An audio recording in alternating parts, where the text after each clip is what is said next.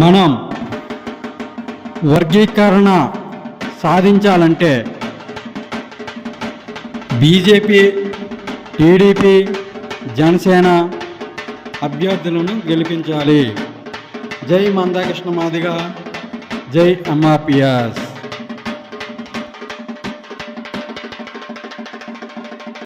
కదా మీరందరూ ఎవరి వైపు చూస్తుండ్రు? నా వైపే చూస్తుండ్రు కదా. మరి నేనెవరైనా చూస్తున్నా? మీ వైపే చూస్తున్నా కదా.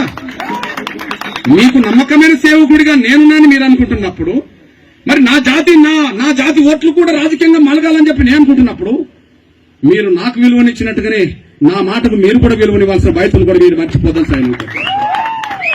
ఎప్పుడైతే ఒకరి పట్ల ఒకరు అభిమానంతో, నమ్మకంతో నిర్ణయాలు ముందుకెళ్తాయో జాతి ఎప్పటికైనా విజయం సాధిస్తుంది, విముక్తి సాధిస్తాయి. అంతవరకు నా పోరాటం కొనసాగుతుంది. అది మాదిగ బిడ్డల భవిష్యత్తు కోసం జరుగుతున్న పోరాటం. ఎప్పటికైనా ఏబీసీడీ సాధిస్తాం. అది 1000 ఏళ్లకు రాబోయే తరాలకు మాదిగ బిడ్డలకు ఉపయోగపడుతుందని కూడా మీరు మర్చిపోతాను సార్ కోరుకుంటూ, న్యాయ పోరాటానికి అండగా ఉండండి, ప్రజా ఉద్యమంలో భాగస్వాములు కాండి, రాజకీయ పోరాటానికి చైతన్యం కాండి.